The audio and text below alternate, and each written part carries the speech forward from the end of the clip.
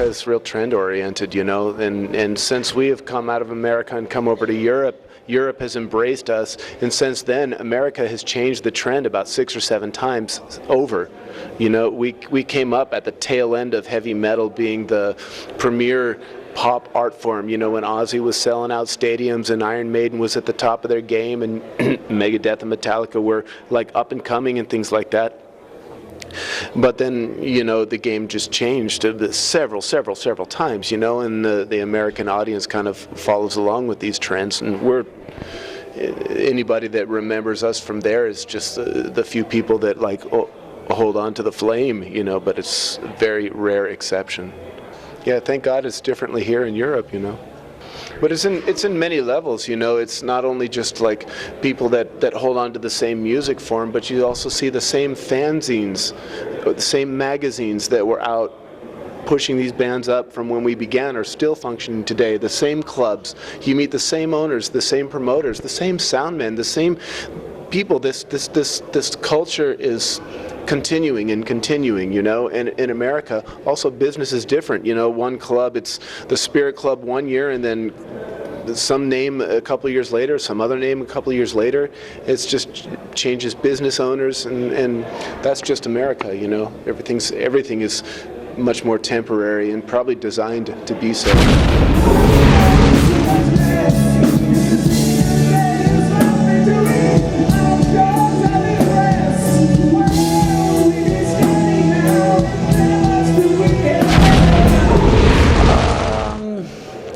Believe it or not, most of my time is spent listening to dead musicians in the realm of Frank Sinatra, Dean Martin, the Beatles, half dead.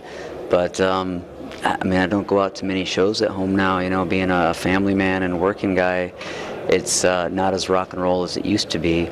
But what I also like to listen to a lot is soundtrack music, particularly Howard Shore's stuff, and a host of others. I don't know who off the top of my head wrote the soundtrack for Braveheart, but brings me. I think that was Mel Gibson. I don't think it was, but good guess. But yeah, stuff like that, man, that just moves me, really. For me, what used to be maybe what I consider contemporary is getting old now. You know, there was in the 80s when we were like coming up and out into this, I didn't really relate with most of the bands around us. This whole new wave of British heavy metal wasn't really my thing. I was really into Sabbath and Zeppelin, the first wave of British heavy metal, you could say. And then in the 90s started coming bands I would dig on. Like I liked Nirvana, and I liked Jane's Addiction and Soundgarden. And later on I started really liking Tool and Tori Amos and stuff. And now, not a lot of bands come to mind, but like I can think of one that I really like, this band called Catatonia. I really like that a lot, and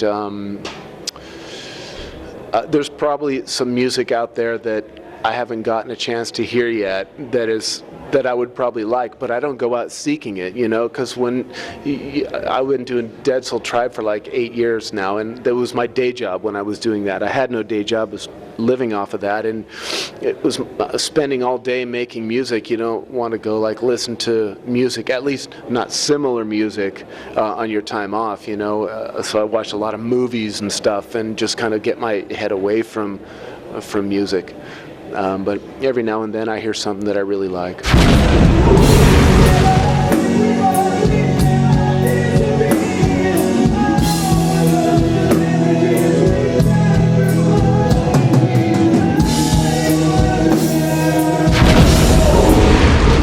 You know, if you would have asked me 10 years ago, 8 years ago, if Psychotic Waltz's history, I would have said no, I don't want to do that anymore, because, you know, I had my eyes on the future of what I wanted to do, and I really wanted to give it my best shot, and I had all this ambition to see what would come out of it. So I actually didn't want to mention Psychotic Waltz because I didn't want it to kind of get in my way, you know.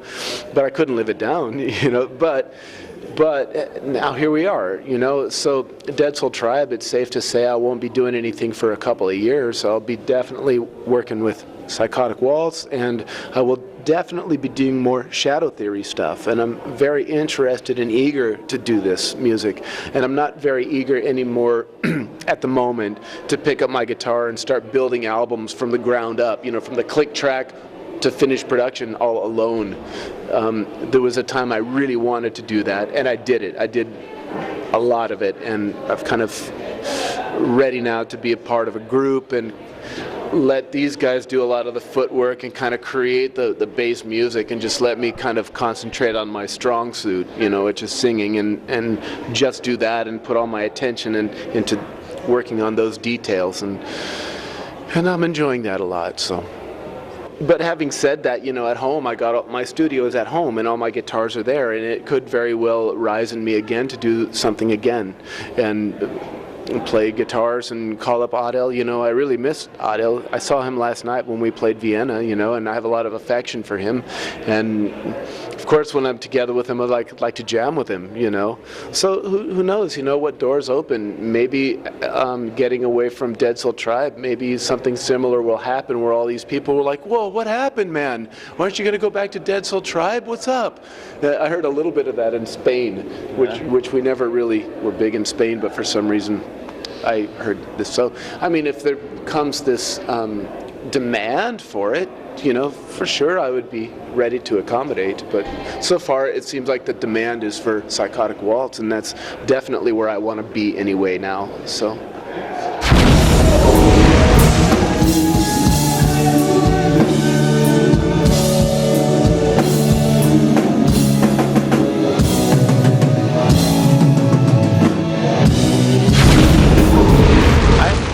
Personally? Well, not that we had done different, but that had been different. I wish that back then in the 90s, we had the tour and the promotion and the people that we have on this tour right now. I wish we could have had that back then, because things might have been a lot different. This is very, very good. It's well planned. The whole Rock the Nation tour it's so good. We can't speak highly enough of it. We never had that before, and that's one thing I wish it would have been different. Personal-wise, music-wise, I'm pretty content with our history. I would have, if I could change anything, I would have liked to have been a little more involved with the band than I had become. When I met who became my first wife, there became this kind of like division between like home life and the band life, and I was like avoiding a lot of band practice, and in retrospect, I wish I had been a little more for the band, like going out with the guys and passing out flyers and all that stuff, because I kind of just missed out on a lot of things, you know, and. Yeah, there was a time where my attention was waning a little bit, like around the Mosquito time period. I think that some of my vocal lines kind of suffered because my attention was kind of on solo music I wanted to make. And of course that came back into being a good section of the Bleeding album, were those songs I was writing then. But like, I would like to have paid a little closer attention to some of the music I'd been given, and maybe do it a little more justice, and be a little more of a bandsman. I could have probably served the band a little better at certain times. But yeah, you know, it is what it is, and hopefully with that hindsight, I can from my distance be that way now.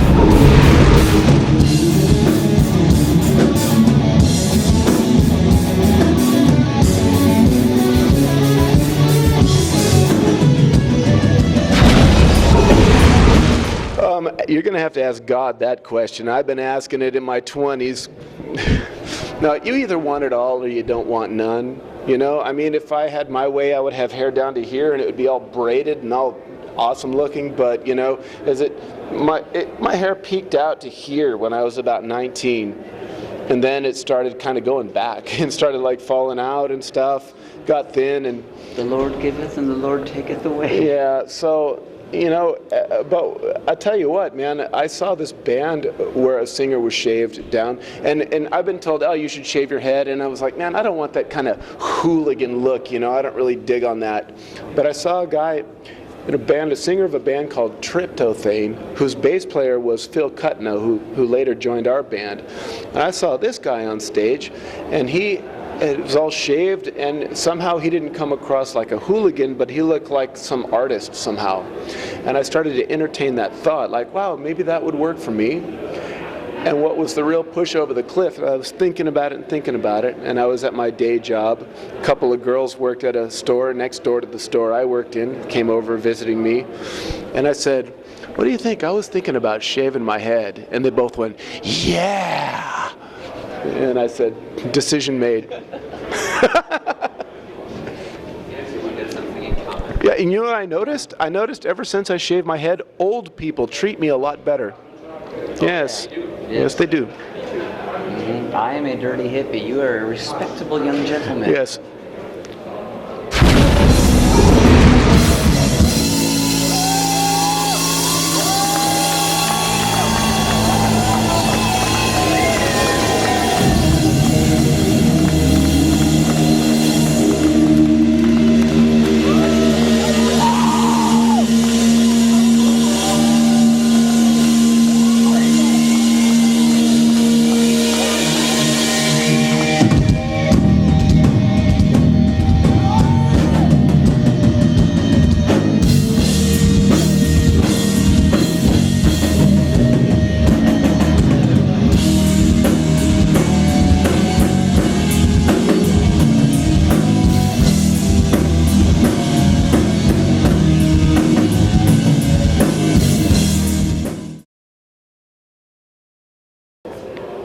He's all, yeah, I have a question. How does this thing work?